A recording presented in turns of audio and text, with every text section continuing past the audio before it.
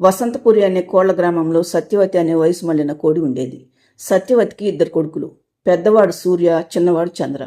ఒకప్పుడు సత్యవతి వాళ్ళది మధ్యతరగతి కుటుంబం. సత్యవతి ఆమె భర్త రాత్రి పగలు కష్టపడి తమకున్న 10 ఎకరాల పొలం కాస్త 100 ఎకరాల వరకు పెంచుతారు. సత్యవతి పెద్ద కొడుకు సూర్యకు సత్య వాళ్ళకంటే ఇంకా గొప్పింటి అమ్మాయి మీనా సూర్యకు భారీగా వస్తుంది. ఇక మిగిలింది చిన్న కొడుకు చంద్ర. చంద్రకు కూడా ఒక ఆస్తిపరుల ఇంటి ఆడపడుచుని కోడలుగా తేవాలని కలలు కంటూ ఉంటుంది సత్యకోడి. ఒకరోజు మీనా స్నేహితురాళ్ళు మీనాతో మాట్లాడటానికి వస్తారు. ఏంటి రాదా, ఇదివరకు 2-3 రోజులకు ఒకసారి వచ్చేదానివి, ఈ మధ్యన అసలు రావటమే మానేశావేంటి అంటుంది మీనా.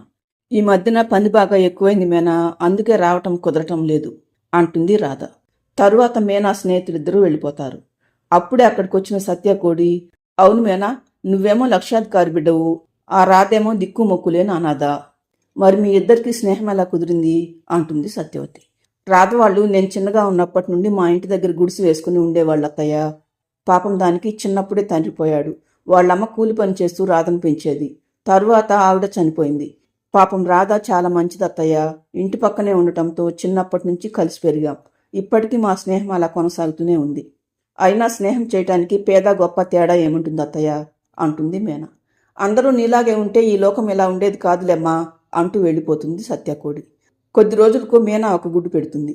కానీ మళ్ళీ గుడ్లేమీ పెట్టకపోవటంతో సత్యకోడి, ఏంటి మీనా, ఒక గుడ్డుతోనే సరిపెట్టావు, నాలాగా 2 పిల్లలను కనే ఓపిక కూడా లేదా ఏంటి అంటుంది సత్య. పిల్లల విషయంలో మన చేతిలో ఏముంటుంది అత్తయ్య, ఆ దేవుడు ఎలా రాసి పెట్టుంటే అలా జరుగుతుంది అంటుంది మీనా. ఉన్న ఒక గుడ్డునైనా జాగ్రత్తగా చూసుకో. మగపిల్లవాడు పుట్టాలని రోజు దేవుడికి దండం పెట్టుకో. నాకు ముందుగా మనవాడినే ఎత్తుకోవాలనుంది అంటుంది సత్య. మా అత్తకి 2 కొడుకులున్నా కానీ మళ్ళీ మనవడే కావాలి కాబోలు అని మనసులో అనుకుంటుంది మీనా. ఒకరోజు సత్య, సూర్య, మీనా చంద్రాలను పిలిచి మాట్లాడుతూ, రే సూర్య, మన చంద్రగాడికి మంచి సంబంధం వచ్చిందిరా. అమ్మాయి తండ్రి కోటీశ్వరుడు, పైగా ఒక్కతే కూతురు, ఎప్పటికైనా ఆస్తి అంతా తనకే అవుతుంది. మన కుటుంబ పద్ధతులన్నీ వాళ్ళకు నచ్చటంతో చంద్రాను వాళ్ళ ఇంటి అల్లుడుగా చేసుకోవాలని అనుకుంటున్నాడు రా పిల్ల తండ్రి రంగారావు అంటుంది సత్య. నాకిప్పుడే పెళ్లి చేసుకోవాలని లేదమ్మా, నన్ను ఇంక వదిలేయి అంటాడు చంద్ర. ఏంట్రా, అంత మంచి సంబంధం వస్తే కాదంటావా? నోరు మూసుకొని నేను చెప్పినట్లు విను, బాగుపడతావు. నువ్వు అవునన్నా కాదన్నా రేపు నేను అన్నయ్య కలిసి వెళ్ళి ఆ పిల్లని చూసొస్తాము. మాకు అన్ని విధాలా నచ్చితే పెళ్లి చూపులకు ఏర్పాటు చేస్తాం అంటుంది సత్యవతి. అంతా నువ్వు అనుకున్నట్టే జరగాలనుకున్నప్పుడు ఇంక నన్నెందుకమ్మ అడగటం, నేను మాత్రం ఇప్పుడు పెళ్లి చేసుకోను అని కోపంగా వెళ్ళిపోతాడు చంద్ర. తమ్ముడికి ఇప్పుడు పెళ్లి చేసుకోవటం ఇష్టం లేదని అంటున్నాడు కదమ్మా, ఇప్పుడు ఈ పెళ్లి విషయాన్ని వదిలేయచ్చు కదా అంటాడు సూర్య. నువ్వు కూడా అలా మాట్లాడతావేంట్రా, మనం కావాలనుకున్నప్పుడు మంచి సంబంధాలు దొరకొద్దు. అయినా వాడిని పెళ్లికి ఎలా ఒప్పించాలో నాకు బాగా తెలుసు. నువ్వు రేపు సిద్ధంగా ఉండు, మనిద్దరం సంబంధం చూడటానికి వెళ్తున్నామంతే అని అక్కడి నుండి వెళ్ళిపోతుంది సత్యవతి. ఈవిడ పట్టుదల చిన్నప్పటి నుండి తెలిసిందే కదా, అందరూ తను చెప్పిందే వినాలని అంటుంది అంటాడు సూర్య. మరుసటి రోజు సత్య మీనాతో, చూడు మీనా, నిన్ను కూడా మాతో పాటు తీసుకువెళ్లాలనుంది. కానీ గుడ్డును ఒంటరిగా వదిలిపెట్టి వెళ్ళలేం కదా, అందుకే జాగ్రత్తగా నువ్వు ఇంట్లోనే ఉండు అని చెప్పి సూర్యాన్ని తీసుకుని వెళ్ళిపోతుంది సత్య. తరువాత సత్య, సూర్యాలిద్దరూ రంగా వాళ్ళ ఇంటికి వస్తారు. ఆ ఇంటిని రంగారావు కూతురు రాణిని చూసిన సత్యకు చాలా సంబరంగా అనిపిస్తుంది. తనకు అన్ని విధాల ఆ సంబంధం బాగా నచ్చుతుంది. మీరు మంచి రోజు చూసుకుని రెండన్నయ్య గారు, అమ్మాయిని కూడా తీసుకురండి. అమ్మాయి మావాడు ఒకరికొకరు నచ్చితే వెంటనే పెళ్లి చేసేద్దాం అంటుంది సత్యవతి. రంగారావు కూడా అందుకు ఒప్పుకుంటాడు. ఆ రోజు సాయంత్రం మళ్ళీ మీటింగ్ పెడుతుంది సత్యవతి. రే చంద్ర, మన అదృష్టం బాగుండి ఇంత మంచి సంబంధం మనల్ని వెతుక్కుంటూ వచ్చింది. ఎట్టి పరిస్థితుల్లోనూ ఈ పెళ్లి జరిగి తీరాలి. నువ్వేదైనా తిక్క వేషాలు వేశావో నా పట్టుదల గురించి నీకు తెలుసు కదా. ఉన్న 100 ఎకరాలు అన్నయ్య పేరు మీద రాసేస్తాను. నీకు చిల్లుగా కూడా దక్కకుండా చేస్తాను. ఇదంతా నేను నా భర్త కష్టపడి సంపాదించిన ఆస్తి. నా ఇష్టం వచ్చినట్టు చేసుకునే అధికారం నాకుంది అంటుంది సత్యవతి. అంటే అమ్మాయి నాకు నచ్చవలసిన పని లేదమ్మా అంటాడు చంద్ర. రేపు వాళ్ళు వచ్చేది అమ్మాయిని నువ్వు చూడటానికి కాదు, వాళ్ళు నిన్ను చూడటానికి. వాళ్లకు నువ్వు నచ్చితే చాలు అంటూ వెళ్ళిపోతుంది సత్యకోడి. దాంతో చంద్ర కూడా కోపంగా అక్కడి నుండి వెళ్ళిపోతాడు. తరువాత అన్ని సత్యవతి అనుకున్నట్లు జరగటంతో 2-3 వారాల్లోపే రాణి సత్యవతి ఇంటికి కోడలుగా వస్తుంది. కానీ రాణి ధనవంతుడింటి నుండి వచ్చినా కానీ అందరితో కలిసిపోయి సందడిగా ఉంటుంది. ఇలా ఉండగా ఒకరోజు మీనా స్నేహితురాలు కంగారుగా వచ్చి మీనాతో ఒక విషయం చెప్పడంతో అవాక్కైపోతుంది మీనా. వెంటనే స్నేహితురాలతో కలిసి వెళ్ళిపోతుంది. అలా వెళ్ళిన మీనా సాయంత్రం దొంగలాగా దొడ్డిదారు వెంట ఒక గుడ్డును తీసుకుని ఇంట్లోకి వస్తుంది. అది చూసిన సూర్య, ఉదయం నుండి ఎక్కడికి వెళ్ళిపోయావు మీనా, సమయానికి మా అమ్మ ఇంట్లో లేదు కాబట్టి సరిపోయింది. రాణి నీ గురించి ఎన్నిసార్లు అడిగిందో తెలుసా? నేను తనకేదో సర్ది చెప్పాను. అసలు నువ్వు ఎక్కడికి వెళ్ళావు మీనా, ఈ గుడ్డెక్కడిది అంటాడు సూర్య. తరువాత మీనా చెప్పిన సమాధానం విన్న సూర్యకు మతిపోతుంది. అంటే నీ స్నేహితురాలు రాధ చనిపోయిందా? పాపం తను ఎవరూ లేని అనాథ కథ మీనా అంటాడు సూర్య. అందుకే కదండి దానికి ఈ గతి పట్టింది అంటుంది మీనా. మరిప్పుడు ఈ గుడ్డునేం చేద్దాం మీనా? మా అమ్మ గనుక దీన్ని చూసిందంటే నానా గొడవ చేస్తుంది అంటాడు సూర్య. నేనిప్పుడేమీ ఆలోచించే పరిస్థితిలో లేనండి. ముందు మనం ఈ గుడ్డును మీ అమ్మకు ఆ రాణికి కనపడకుండా చూడాలి. ప్రస్తుతానికి ఈ గుడ్డును మన గుడ్డున్న బొట్టులోనే దాచేస్తాను. తరువాత ఏం చేద్దామని నిదానంగా ఆలోచిద్దాం అంటుంది మీనా. జాగ్రత్త మీనా, 2 గుడ్లు కలిసిపోయాయంటే తరువాత మళ్ళీ మనమే బాధపడాల్సి వస్తుంది అంటాడు సూర్య. నేను తల్లినండి, నా బిడ్డేదో వేరే వాళ్ళ బిడ్డేదో నాకు ఆ మాత్రం తెలియదా అంటుంది మీనా. మరికొద్ది రోజులు గడిచేసరికి ఒకరోజు తెల్లవారేసరికి మీనా గుడ్డుంచిన బుట్టలో 2 కోడి పిల్లలు పుట్టి ఉంటాయి. వెంటనే సత్యవతి పరిగెత్తుకుంటూ వచ్చి వాటిని చూసి, ఇదేంటి మీనా, నువ్వు పెట్టింది ఒక్క గుడ్డే కదా, మరి 2 పిల్లలున్నారేంటి అంటుంది సత్యవతి. ఇంకా అర్థం కాలేదు అత్తయ్య, నాకు కవల పిల్లలు పుట్టారు అంటుంది మీనా. దాంతో సత్య ఆశ్చర్యంగా, ఏంటి కవల పిల్లలా? ఇందులో ఒక మగపిల్లవాడు ఒక ఆడపిల్ల ఉన్నారే. ఏదేమైనా నా కోరిక తీర్చావు మీనా, నాకు ముందుగా మనవడు కావాలని అడిగాను, అలాగే మనవణ్ణిచ్చావు అంటుంది సత్య. కానీ సత్యకు తెలియంది ఏంటంటే మీనాకు పుట్టింది ఆడపిల్ల అయితే మగపిల్లవాడు రాధకొడుకని.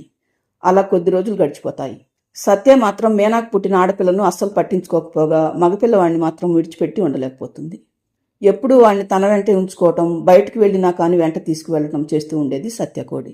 ఇదంతా చూస్తున్న మీనా సూర్యాలు మాత్రం నిజం ఎప్పుడు బయటపడుతుందోనని కంగారు పడుతూ ఉండేవాళ్ళు. ఒకరోజు రాణి మీనా దగ్గరకు వచ్చి, అక్క నేను పండక్కి మా అమ్మ వాళ్ళ ఇంటికి వెళ్తున్నాను, నువ్వు వెళ్ళవా అని అడుగుతుంది రాణి. ఈసారి మా అమ్మ వాళ్లకు పండుగ లేదట రాణి, చుట్టాలెవరో పోయారట, అందుకే నేను ఈ పండగకు వెళ్ళటం లేదు అంటుంది మీనా. రాణి వెళ్ళిన కాసేపటికి సత్యవతి రంకెలేస్తూ ఇంటికి వస్తుంది. రావటంతోనే మీనాతో, ఏమే మీనా, నువ్వేదో మంచిదానం అనుకుంటే నన్ను ఎంత మోసం చేస్తావా? ఎవరో దిక్కులేని దాని బిడ్డను తీసుకొచ్చి నా ఇంట్లో పెడతావా? రే సూర్య, చూసావా నీ పెళ్ళాం ఎంత పని చేసిందో?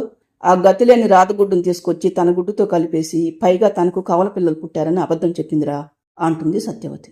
నాకంతా తెలుసమ్మా అని సూర్య అంటుండగానే చంద్ర కూడా అక్కడికి వస్తాడు. ఏంటి అంతా నీకు తెలుసా? అంటే తెలిసి కూడా ఊరుకున్నావా? దిక్కు మొక్కులేని దాని బిడ్డను తీసుకొచ్చి నీ బిడ్డతో సమానంగా చూస్తుంటే ఎలా ఊరుకున్నావురా చవట? ఇద్దరూ కలిసే నన్ను మోసం చేశారన్నమాట అంటుంది సత్య. ఎవరత్తయ్య మోసం చేసింది? అసలు జరిగిన సంగతి ఏంటో మీకు తెలుసా? రాధతో సహా మనందరినీ మోసం చేసింది నీ చిన్న కొడుకు. అర్థం కాలేదు అత్తయ్య? అయితే చెప్తాను వినండి. నా కోసమని అప్పుడప్పుడు మన ఇంటికి వస్తున్న రాధను మీ చిన్న కొడుకు చంద్ర ప్రేమించాడు. పెళ్లి చేసుకుంటానని చెప్పి నమ్మించి గర్భవతిని చేశాడు. తర్వాత మీరు చెప్పిన సంబంధాన్ని చేసుకోకపోతే ఆస్తిలో చిల్లిగావ కూడా ఇవ్వనని బెదిరించారు. దాంతో చిన్నప్పటి నుండి కష్టం అంటే ఏంటో తెలియకుండా పెరిగిన చంద్ర తను రాధను పెళ్లి చేసుకుంటే ఆస్తి లేకుండా రాధతో పాటు పేద బ్రతకాల్సి వస్తుందనే భయంతో మీరు తెచ్చిన సంబంధాన్ని చేసుకున్నాడు. కానీ అప్పటికే రాధ ఒక గుడ్డు కూడా పెట్టింది. చంద్రకు వేరే అమ్మాయితో పెళ్ళయిందని తెలుసుకున్న రాధ విషం తాగింది. ఆ విషయం తెలుసుకున్న నేను రాధ దగ్గరికి వెళ్ళాను. జరిగిన సంగతి అంతా నాకు చెప్పి రాధ నా చేతుల్లోనే ప్రాణాలు విడిచింది. ఇక గత్యంతరం లేక రాధగుడ్డును తీసుకుని మన ఇంటికి వచ్చాను. కానీ ఈ సంగతి రాణికి తెలిస్తే మీ చిన్న కొడుకును ఊరికే వదిలిపెట్టదు. అంతేకాకుండా మన పరువు పోతుంది. అందుకే నాకు కవల పిల్లలు పుట్టారని అబద్ధం చెప్పాను.